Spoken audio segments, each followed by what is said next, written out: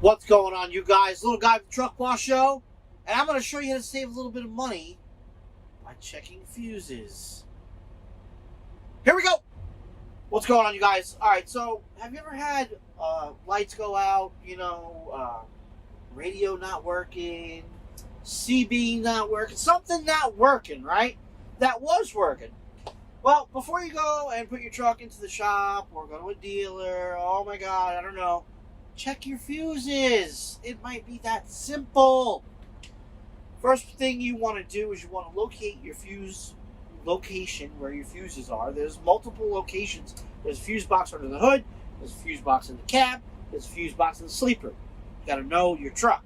Right now we're looking at the one in the cab. Okay?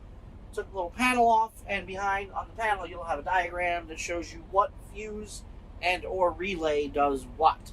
Okay? What I'm going to do is I'm going to show you how to ohm out check resistance on a fuse. It's the fastest way to check fuses. That way you don't have to sit there with the little thing and pull the fuse out, put it back in, look at it. No.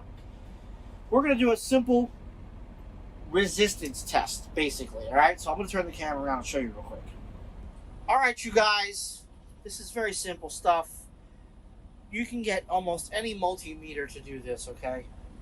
You get it cheapest multimeter. You can even do this with a test light, okay? But right now we're using a multimeter with the two standard leads. We have it set in the ohm setting here on the multimeter with the sound. So we're going to check to make sure that there's no open circuits. Basically, we're making sure that there's no blown fuses. And what you do is the first thing you do is turn your multimeter on. Okay, let me just show you here. You just turn it to that setting right there. And what this is going to do is it's going to give you a beep noise if you have a good, clean connection.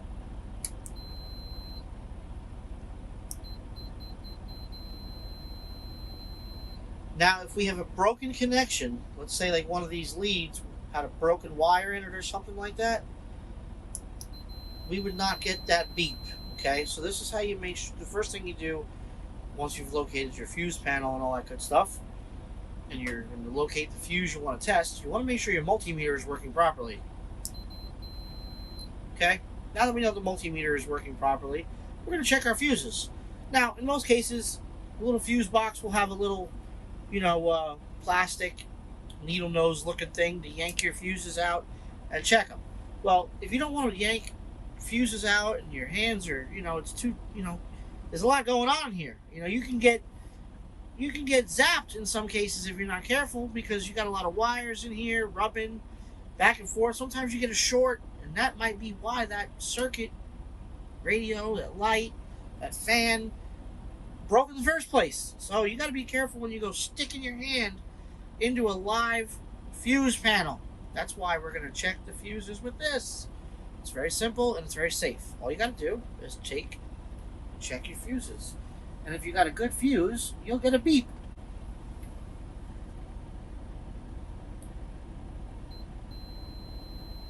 See that? You just touch both edges, touch both ends of the fuse. That's where the connection, the electricity is going. It's going from one end to the other. Okay? So if this fuse is blown, this thing is not going to beep. And it's beeping. Check the other one here. See? It's beeping. Another way to do this, obviously, is to pull the actual fuse out.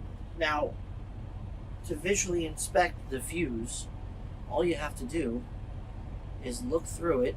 You'll see that little metal U-shaped,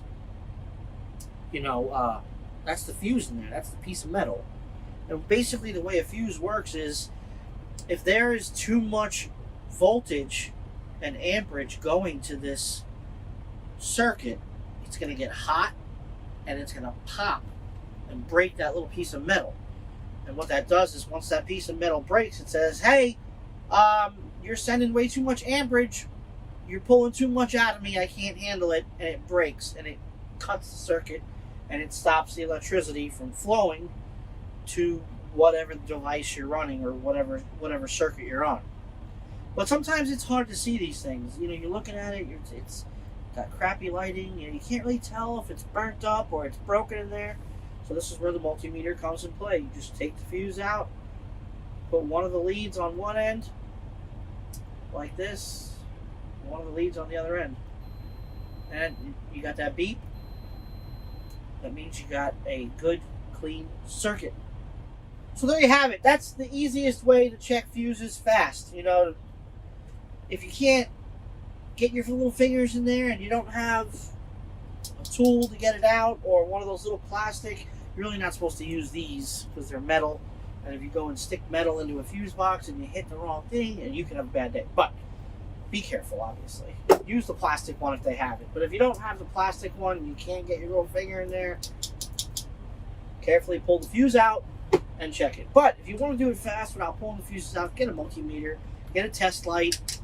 That way you can just check your circuits, check your batteries, and always make sure you have extra bulbs, extra fuses, extra glad hand seals in your toolbox, because you never know when you might blow a fuse.